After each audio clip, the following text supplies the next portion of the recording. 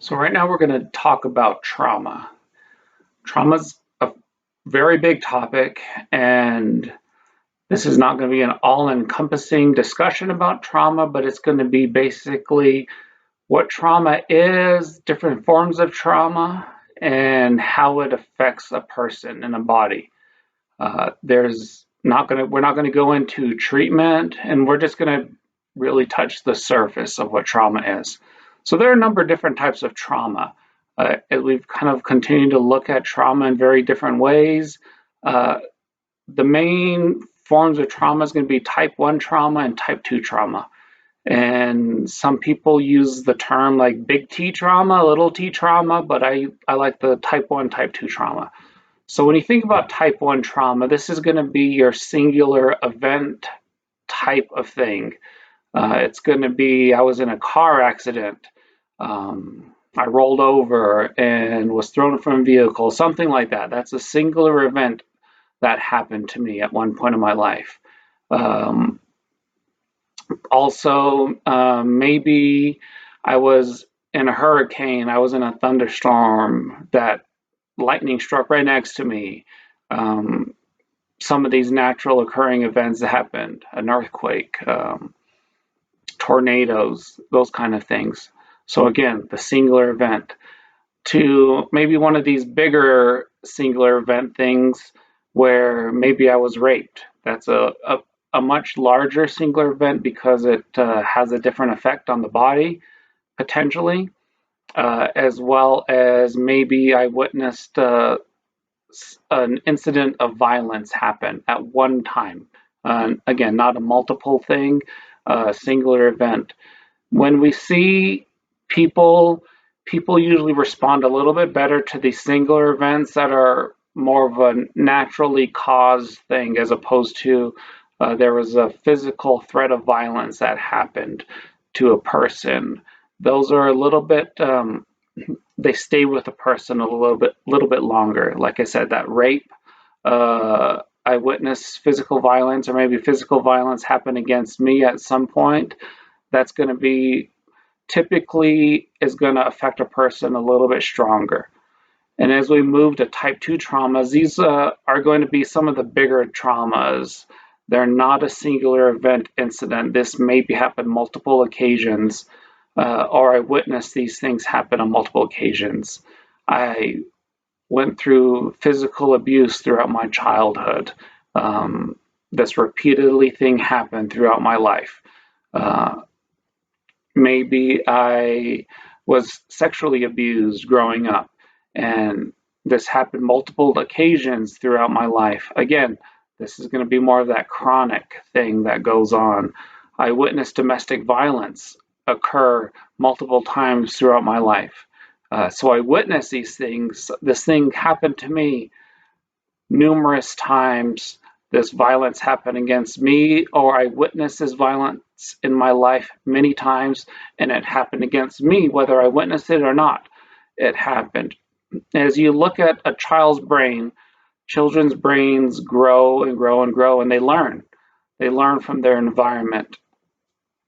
And it affects them not just during that one incident, but it will affect them indefinitely because of that chronic occurrence that goes on. Is Right here in the front of your brain is this prefrontal cortex, and there are other parts of your brain like your amygdala and all these things. Your brain growth is affected by witnessing or experiencing trauma throughout your life. So this is where we see some people who had a lot of chronic trauma go on throughout their lives. And sometimes some of these people that have had multiple forms of trauma, and they usually call that complex trauma. This is just all these things get enmeshed together and they get held in a way that it's very difficult to release it. And that changes a person's personality potentially. The brain and certain parts continue to grow when they normally would stop, and they become maybe more of an angry person. So complex trauma growing up and as a child really affects brain growth and affects who they are indefinitely. You can look at other forms of trauma like generational trauma.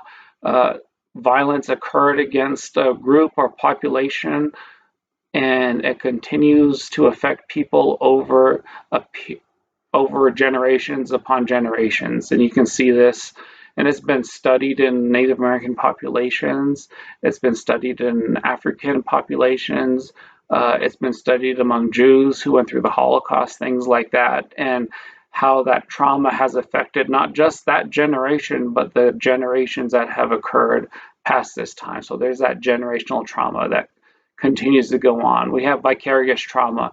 As counselors, we talk to people all the time and we hear their stories, and that we can take that upon ourselves as that vicarious trauma. It occurred not to me, but I heard the story of it happen, and then that story affected me as a person. So these are some of the different areas of trauma that can go on. So I'm going to give you an incident that happened to me. Nothing like too complex, nothing big, but we're going to kind of discuss how it affected my body in that period of time. So the town I live in has a river, and I go for a run along that river trail fairly regularly. Um, and one day, going along this trail that I know very well, I come around this corner and I see from the corner of my eye, just right down here, that there was this little thing moving around. Um, my vision caught it, I saw it, and I knew what it was pretty instantly. Within milliseconds, I knew that was a snake right there. And I looked down, more specifically, it was a rattlesnake. And so as I was moving, I pretty instantly did this jump away from the snake so I didn't step on it, so I didn't run on it. And that wasn't necessarily trauma, but consider what happened there. I was running. When you go through a traumatic incident, your mind changes, your body responds.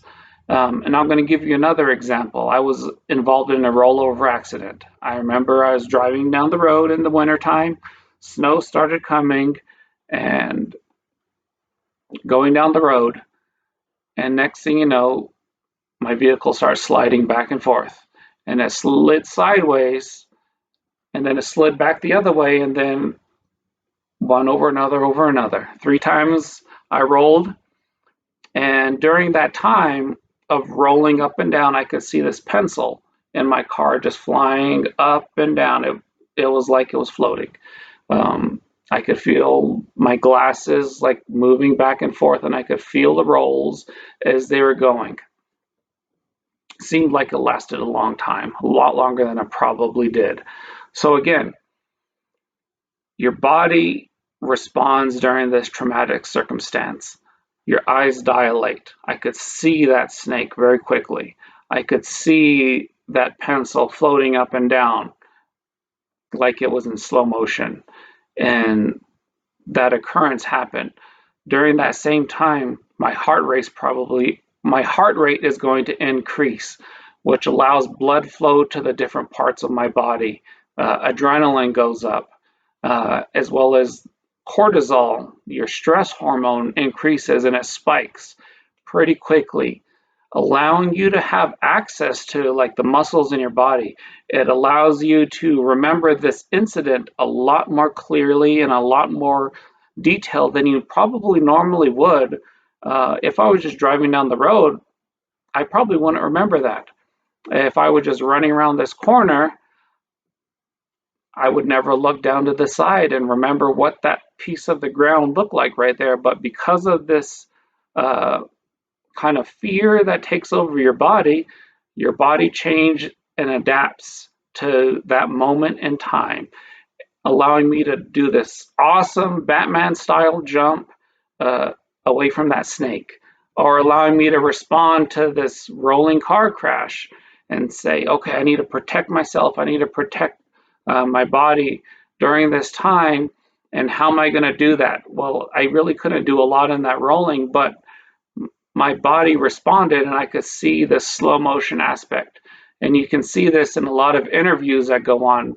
Um, there's this cop who was involved in a shooting, and he could see the windshield like slowly crack as a bullet went through the window, and that slow motion process, like happened to me with that um, pencil flying up and down. And when you go through these experiences, normally when you remember things, it gets stored in your short-term memory, and then as you go to sleep at night and that gets transferred into your long-term memory, most of our memories throughout the day, we choose not to remember them.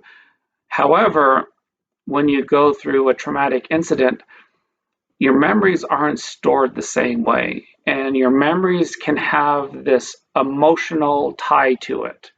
Um, People always say, like, right, I remember my grandma's cooking and that smell, and it brings that feeling back again. Or I remember tasting these cookies, and that was like the way it used to be made a long time ago. Your memories have this emotional aspect of it, and your body doesn't separate emotions very well.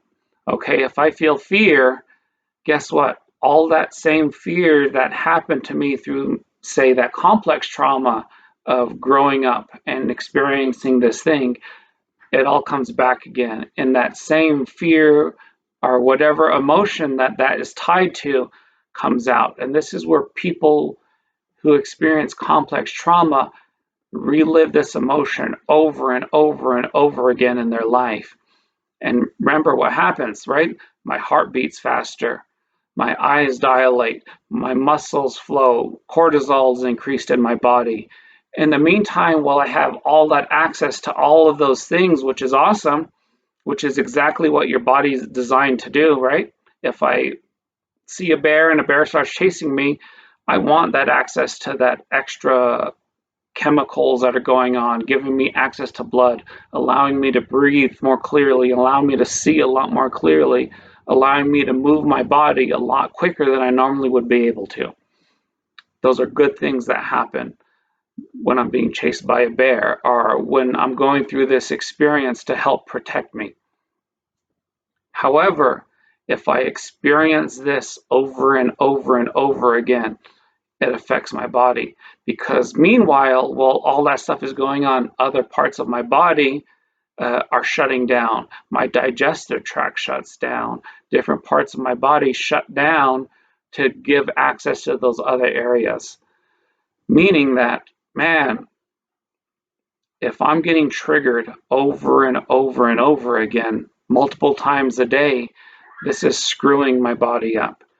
This is making my heart beat really fast. Man, a lot of these people that experience all this trauma have shorter lifespans. They have this complex trauma, which, man, their heart beating quicker and quicker and quicker on a regular basis. Your heart only has a certain amount of beats that it can experience in a lifespan. And if I'm using those up, well, my chance of heart disease goes up significantly, as well as my digestive tract is getting shut down on this regular basis. My body is going to respond in one way. I might not be able to digest food very well. Maybe that's going to affect my ability to function in a lot of areas, and I might gain a lot of weight because of that, or I might lose a lot of weight because of that, because it's affecting me physically. So this is like again, very short look at how trauma affects a person and can affect you over a lifespan. If that keeps going on and you don't get treatment for that problem, it's going to affect you no matter what. There's not a way that it's not going to, especially if you were a child and you experience some of these things. Without treatment, it's going to always affect you in one way or another. With treatment, some of those things, we can mitigate that process. We can mitigate some of those emotional ties that are related to that trauma, so I don't have to continue to experience it. But my brain has developed in a way that's different than it was supposed to have developed. So that I really can't change. But some of these other things I can change, and I can make a difference in some of those other areas.